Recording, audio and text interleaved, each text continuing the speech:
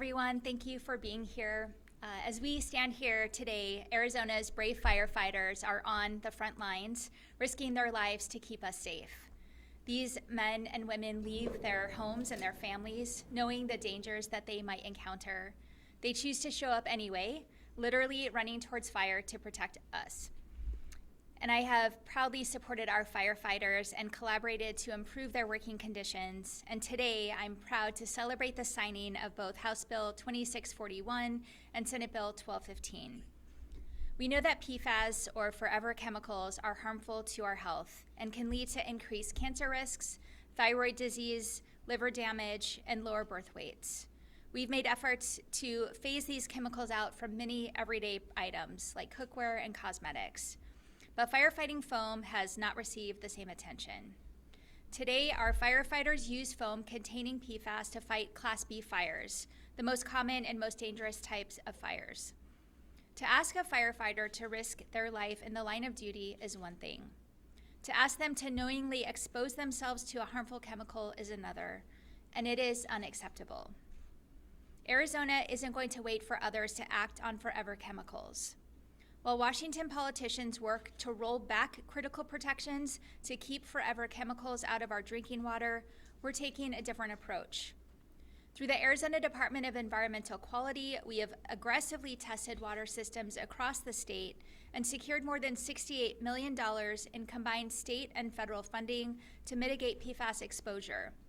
House Bill 2641 is the next step, prohibiting the use of Class B firefighting foam that contains intentionally added PFAS chemicals for any purpose. And I want to thank Representative Liguori for shepherding this major win through the process. Arizona has already seen how PFAS from firefighting foam can threaten drinking water. ADEQ has worked with the Air National Guard and Tucson Water at the Tucson International Airport Superfund site, where PFAS contamination has impacted private wells and threatened Tucson's drinking water supply. ADEQ has sampled private wells, helped ensure impacted wells are no longer used for drinking water, and supported new PFAS treatment improvement to protect Tucson families. But the problem is twofold. Many firefighters who have been exposed to chemicals like PFAS and later developed health conditions due to the exposure have often been unable to receive workers' compensation or insurance coverage for these conditions because of unclear language in the statute. Imagine, on top of putting your life at risk and on top of battling a health condition, you're now faced with insurmountable medical bills. Our firefighters deserve so much better, which is why Senate Bill 1215 adjusts this language and makes clear that certain cancers are covered. These policies will make a big difference in the lives of our firefighters and their families. By working together, we've delivered real results. Many people have been advocating for these changes, and I'm so proud to deliver a result we can all be proud of. This is for firefighters like Matt O'Reilly, who you will hear from in a moment, who just want to know that when they go to work, they don't have to fight against invisible threats. Thank you so much to Professional Firefighters of Arizona, bill sponsors Representative Liguori and Senator Payne, and so many advocates for making this happen. And with that, I'm proud to turn it over to Representative Liguori.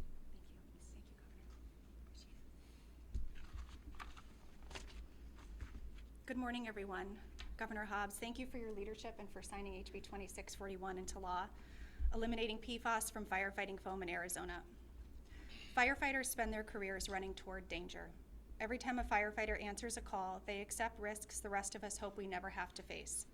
But they shouldn't have to accept risks that are preventable. Cancer is now the leading cause of line-of-duty deaths among career firefighters. While no single bill changes that reality, every unnecessary exposure we eliminate helps protect the people who protect us. One of those preventable risks comes from PFAS, better known as forever chemicals, found in firefighting foams. These toxic chemicals don't go away. They persist in our groundwater, our soil, our environment, and over time they build up in all of our bodies, including our children's bodies. Every step we take to reduce these exposures matters, not just for firefighters, but for every community. Arizona has been a leader in reducing PFAS exposure. In 2019, Senator Kevin Payne sponsored legislation to ban PFAS from firefighting training foam. That work laid the foundation for what we accomplished this session, and I'm grateful we were able to build on it. Today, we're expanding those protections to ban PFAS in all firefighting foam, continuing Arizona's commitment to protecting firefighters, safeguarding our water, and leaving a healthier state for future generations. I want to thank the professional firefighters of Arizona, who not only serve our communities every day, but they also look out for the health and safety of each other. Your leadership and partnership were instrumental in making this bill possible. I am also grateful to the University of Arizona researchers, our city partners, environmental organizations, MAHA advocates, my colleagues in the legislature, and everyone whose collaboration helped bring this bill across the finish line. This legislation is proof of what we can accomplish when people with different expertise, perspectives, and political backgrounds come together around a common goal. Because at the end of the day, protecting people's health and safety isn't a partisan value, it's an Arizona value. PFAS don't stop at district lines. They don't care whether a community is rural or urban, red or blue. Eliminating avoidable exposure to forever chemicals is simply the right thing to do. Today, we join a growing number of states moving to PFAS-free firefighting foam. By doing this, Arizona is stopping a source of these toxic chemicals before they enter our communities, while making the equipment firefighters use and rely on safer. The partnerships we've built today to make today's legislation possible will continue the work to identify and reduce exposure to unnecessary sources of PFAS and other toxic chemicals to further protect the health of Arizona first responders, families, and our communities. Thank you. And I'd like to pass it over to health advocate environmentalist Paloma Greenwald from Elders Climate Action.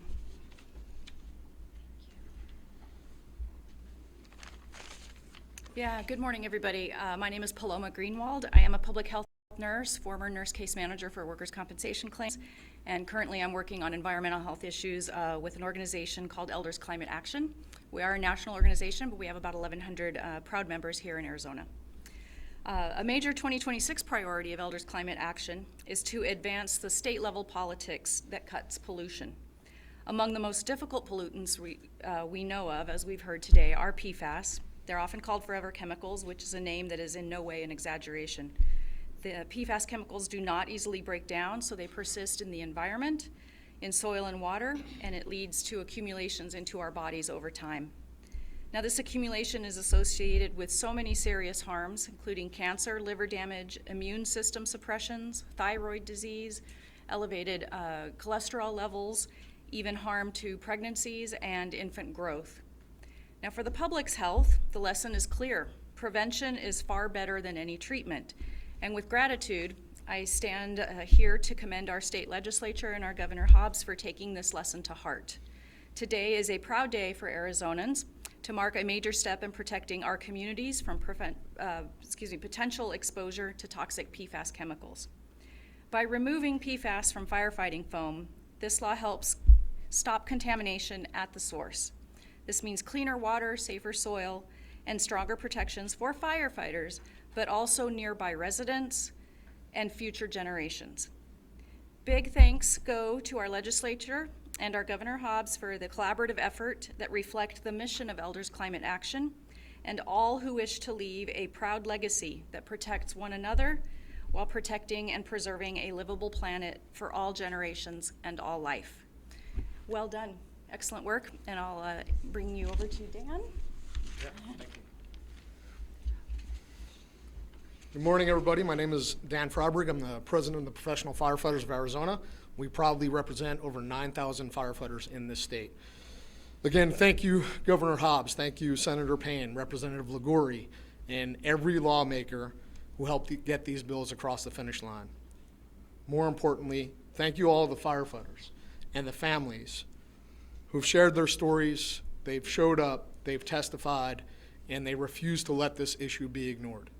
Also, to the members behind me, these are firefighters that have also spent their careers helping other firefighters who get sick and have cancer. Today's about one thing, and that's protecting Arizona firefighters. This job, it comes with risk. It's a dangerous job. We know what it means to run towards danger when everybody else is running away from it. But the greatest threat facing firefighters today is not the fire directly in front of us, it's what follows us home. Toxic smoke, burning plastics, diesel exhaust, contaminated gear, dangerous chemicals we don't always see, we can't smell them, and we also cannot avoid them. Cancer is an epidemic in the fire service. It's not theoretical, and this is not rare for us. It's not happening somewhere else. This is happening in firehouses across Arizona and across the United States. Here in Arizona alone, last year, 166 firefighter cancer claims were covered under workers' compensation. 166. And many more that we don't know about because we don't have a cancer registry in this state. And behind every claim is a firefighter. It's a family. It's their crew, their engine company, their ladder company, a firehouse, and the communities they serve. And that's why Senate Bill 1215 matters. This has been known for us as the comma bill. It fixes a problem that never should have existed. When a firefighter is diagnosed with job-related cancer covered under Arizona law, that firefighter should not have to fight with an insurance company over punctuation. They shouldn't have to spend months or years in hearings, appeals, and legal arguments. Senate Bill 1215 sends a very clear message. Arizona will not allow insurance companies to exploit ambiguity in the law at the expense of sick firefighters. And House Bill 2641 matters for a lot of the same reasons, and mostly because it's protecting Arizona firefighters. This bill protects or removes and addresses PFAS chemicals in Class B foams. This is prevention. This is how we stop from creating the next generation of firefighter cancer claims. This is how we make an extremely dangerous job a little bit safer. In closing, this is what standing with firefighters looks like. It's not only when we're on the side of the road, working at a car accident or at a fire or in your house delivering EMS. It also means standing with us when the emergency comes to our front doors and when a firefighter receives that cancer diagnosis. It means standing with our families when they're scared, overwhelmed, and trying to figure out what comes next. So on behalf of the professional firefighters of Arizona and the 9,000 members that we represent, we want to say thank you to Governor Hobbs, all of the bill sponsors, every legislator who supported these bills, and every firefighter who helped make this day possible. Our firefighters protect this state and every community in the state every single day.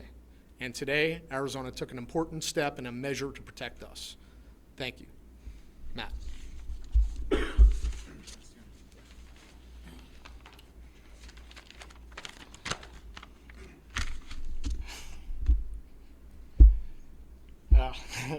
Super excited to be here, guys. When they asked me to be here for the signing today, I was like, absolutely. They asked me to say some words, and I didn't know it was going to be a big ceremony, so here we go. We'll try my best. Hey, good morning, everyone. My name is Matthew O'Reilly, and I'm a firefighter at the Sun City Fire Medical Department. I've been there for 10 years now. I never expected to be standing here to talk about cancer today, but here we are. I was diagnosed after routine screening, which I was not willing to do. Honestly, it was my beautiful nagging wife who finally forced me to go, where I was diagnosed with thyroid cancer. I didn't feel sick. I didn't have any symptoms, but they had an early detection, which was able to capture it. Had surgery, an aggressive radiation treatment, and my thyroid is removed, and there we were, healing from cancer and recovery. That all changed my life very quickly. I was young and healthy, like I said, asymptomatic, but when you're diagnosed with cancer, your world gets very small. You start thinking about your wife and your children. You think about if you're going to be okay. You think about surgery and treatment and recovery. Never thought about having to fight for my benefits. Whenever you should have to think about whether your insurance company is going to fight over a comma. But here we are, right? But this is what happened to me. I had to fight for more than 1 year with my workers' comp claim to get covered. And during that time, I was trying to heal. I was also dealing with hearings and legal arguments, uncertainty whether my benefits were going to be covered or not. And this is really hard to explain unless you're actually living it. As firefighters, we know that the job comes with risks. We accept that. But one of those risks gets you sick because of the job. We should not be abandoned. We should not have to prove over and over against the law what the law means and what it's intended to mean. SB 1215 matters because it will help make sure the next firefighter does not have to go through what I went through. It means firefighters diagnosed with a covered job-related cancer can focus on treatment, recovery, and family instead of fighting insurance companies. I am grateful for Governor Hobbs, Senator Payne, professional firefighters of Arizona, and everyone that stood up for this bill. This is just not about punctuation, it's about people, it's about families, it's about making sure firefighters who spend their careers protecting others know that Arizona will protect them when they need it most. Thank you.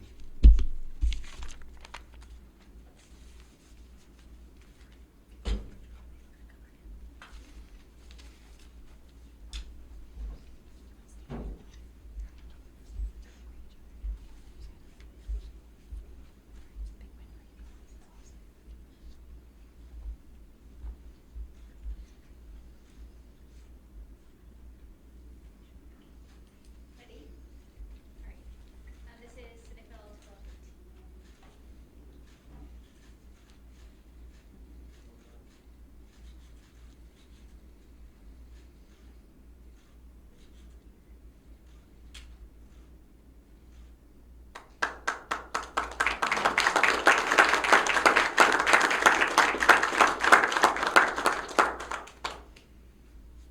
And House Bill 2640.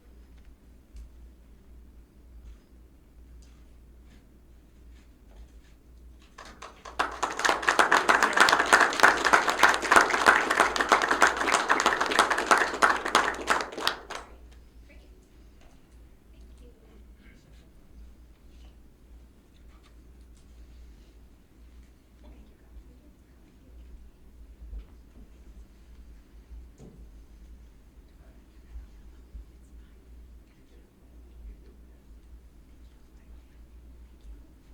All right. Okay, we have some time for questions. I'll start with Howie. On topic, Dan, actually, I have a Yep. question. We started with you, and then with the governor.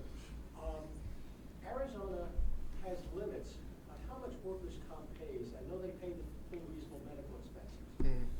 But we have, you can only collect a percentage of what you were earning, and there are some statutory caps. Are those adequate, or does the legislature need to look at something that is more reflective of the losses? Yeah, I think that's something we're continuing to evaluate all the time. Candidly, I'd have to get back into those details to be able to fully explain that, but that is within our purview.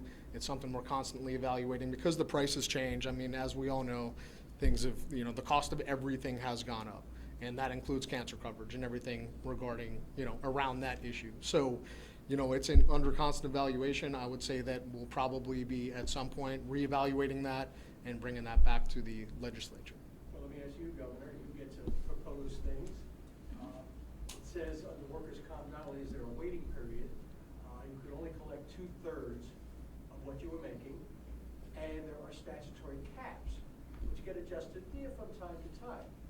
Is that fair to people who are injured on the job, like firefighters, to say, well, we'll pay your medical bills, but in terms of if you can't work again, you're only going to get 2/3 of what you get?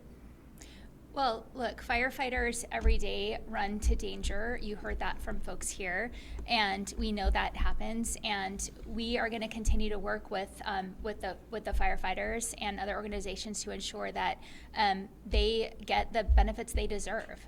And that's across the board. Every single year, when we do the budget, we're evaluating and weighing different priorities, and this will certainly be a priority, ensuring that our first responders are adequately compensated for the risks that they take every day. Over here, Wayne. When we're talking about the PFAS bill, does this more or less eliminate the risk of PFAS contamination up in groundwater and things when it comes to firefighting? I know a lot of the contamination surrounds Air Force bases and things like that, so, or is there more policies we can look at to address that contamination? Oh, we can certainly look at this. This eliminates it from the firefighting foam, but if there's other exposure risk, then we can look at those things as well. I was wondering, so from works in the environmental Yep. side of this, are the PFAS risk, is this really, you said attacking it at the source? Are there other risks, other things we need to look at, whether getting rid of or capturing So in this category of chemicals, we're talking thousands, right? It isn't an easy, manageable number. That's why the research behind, the impacts on the body are difficult to ascertain with certainty.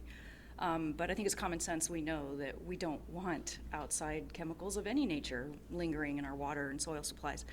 Unfortunately, because they stick around, they do a good job at what was intended, like Teflon products and whatever, to deflect stickiness and whatnot. We are now stuck with them. There are bioremediation techniques, which certainly my organization prioritizes, because we're using nature to filter out a product that we can then stop causing further problems by doing the remediation. It's highly complicated. It's going to be many generations of responsibility to work through this process. Very complicated. Wait, can I just add to that? So, Wayne, just so you know, we had 2 other bipartisan bills on top of this one that we put in last year in this session for eliminating PFAS from fertilizers and pesticides. So those are another package of bills we're hoping we can work on next year from a bipartisan standpoint also. I have a question for Dan and the governor. Okay. Also, congratulations on getting these bills passed. There's also a referral in the ballot that could affect firefighters and other unions. Do you have a position on that? And does the firefighters plan to also help the teachers' unions on their ballot measure regarding the ESA? This is pretty new and fresh and also extremely complicated. We're actually traveling the state right now to engage with our membership directly, so they know exactly what's going to happen, what is happening. If you're asking me specifically about HCR 2040 and what our position is on that, I can't use the words I would use in a firehouse, but we are against it. Well, you can say the words. Go right ahead. I'll skip that for now. But to say that we're a no on HCR 2040 and to say that we're a no on whatever proposition that ends up being, that would be an understatement. We are adamantly against HCR 2040. Are you working? Follow up, please. I had a quick follow up, please. A quick follow up then, and maybe the governor can talk to this. Are you also going to be helping the teachers on their measure to rein in ESAs as part of this? ESAs, school vouchers, school choice, we represent the firefighters, okay? So our mission is always to represent our firefighters, all 9,000 of them, make sure that they have, job protections, good wages and good benefits and good working conditions, so simply we can deliver effective response to the community. That's the mission. So we're going to be coordinating with a lot of different groups as this thing evolves. We're still learning a lot of information about it. We have not nailed down a strategy or our messaging quite yet. Frankly, we want to get out in front of our members before we let any of that out onto the media. Who had a follow-up over here? On the same topic, Dan, can you talk about, you said you guys have 9,000 members, right? Yes. In firehouse language or press conference language, can you talk about how they're feeling about HCR 2040? Yeah, they're pissed off. They're everywhere we go. We've been to Tucson, Yuma, Sierra Vista, Lake Havasu, Bullhead City, Kingman, Mesa, Show Low in the past 4 or 5 days. Everywhere we have went, it is the same result. The firefighters feel abandoned, they feel betrayed, and they feel pissed. That's where we are. Just curious, what is the difference in effectiveness now eliminating these types of chemicals in that foam? Like, was there a reason this wasn't done before, or what is the difference in effectiveness? In terms of the aspect of how effective the foam is, Yeah. we haven't seen any measurable consequence to removing PFAS anywhere else it's happened in the country. So from our point of view, we attack fires, we attack emergencies with the tools and the resources we have. We have the same effective tools that we did, 6 months ago without this chemical that's killing firefighters. Any more on topic? Governor, what were your thoughts when you learned that firefighters were being denied workers' compensation because of the lack of a comma in state law? Well, I live and die by the Oxford comma, so it is very unfortunate that a drafting error caused confusion in statute, but you heard from Matt just how hard it was for him trying to deal with this diagnosis, trying to heal, and then having to deal with fighting the insurance companies on top of that. And that should never, ever happen. I'm really glad we were able to fix this. You have a follow-up? Just thoughts on what will this bill do the 12th, 15th? Well, I mean, you heard from Matt about what it would mean for him, what it would have meant for him to not have to have that fight on top of everything else. And for other firefighters and their families, they have more clarity and they hopefully won't have to go through this. Governor Hobbs, you have your way in? Yeah. Hi, Governor. Gonna go off topic. Something that got lost in the shuffle of this legislative session was the continuation for the Arizona Civil Rights Advisory Board. That board ceased to exist in state statute on July 1st. Can you talk a little bit about your office's involvement in the continuation of that board, considering you made the appointments to it when it did exist? So I can't speak specifically to that. We can get back to you with more specifics, but I do know that the Attorney General has committed to continuing the work of that board and made an announcement about that recently. Can you speak to what message that sends from the state government that that board no longer officially exists in statute? Well, I think that we've seen a lot of attacks on civil rights and political attacks on the Attorney General's office, given people in the legislature's political ambitions. And that is just very unfortunate because Arizonans are who gets caught up in the aftermath of that. Any more questions? Yes. Yeah, one on that. We've seen a lot coming from the federal government in recent days on elections, whether it's monitors being Yeah. sent to Arizona. Can you just speak to what conversations you've had with our state level officials, Secretary Fontaine, Attorney General Hayes, and any, if any, conversations with the federal government about how this is going to impact our elections? So my office has been involved in ongoing preparation for the election with state election officials, the Attorney General, the Secretary of State, and the counties. We are very concerned about federal overreach. I had a frontline position in that federal overreach in 2020, and so we are preparing for every possible kind of interference. We are doing everything we can to make sure that eligible Arizonans can participate, and that is a top priority. Barbara? Okay, well, on that same topic, as you know, President Trump has just fired the last members of that independent election board. Just talk about the implications this is going to have for the entire nation, but certainly for Arizona. What does it do, basically, and what kind of loss does this mean? This is an independent board. The elimination of it just continues to show the president's, number one, inability to get over an election that he lost 6 years ago, and that he will do anything to get retribution for that, for what he sees as a wrongdoing. And these independent oversight at the federal level of our elections, given the amount of overreach we're seeing, is really necessary. It was important in 2020, and this is a huge concern among many other concerns we have about federal interference in the election. One more question over there. Hi. Yeah. I fielded a lot of questions about debates recently, and I had a question for you surrounding the current system of Arizona's debates. In their current form, do you think they are important, have value to voters and kind of our political system at large? I don't really want to get into that. I think there'll be plenty of time to talk about debates in the general election, and I'm focused on governing and what we're here today to celebrate and making life better for our first responders. One last Yeah, question, okay, Mr. yeah. Hobbs. So use it wisely.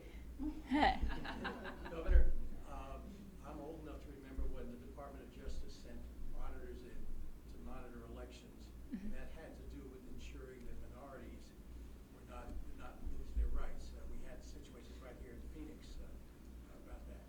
Now the Department of Justice is sending in monitors to Maricopa County, one of 15 jurisdictions in the entire country. What's your thoughts and concerns about what DOJ is doing and the implications? Well, as I've said, we're incredibly concerned about federal overreach into our elections. We're going to do everything we can to ensure that every eligible Arizonan is able to participate free from intimidation and interference.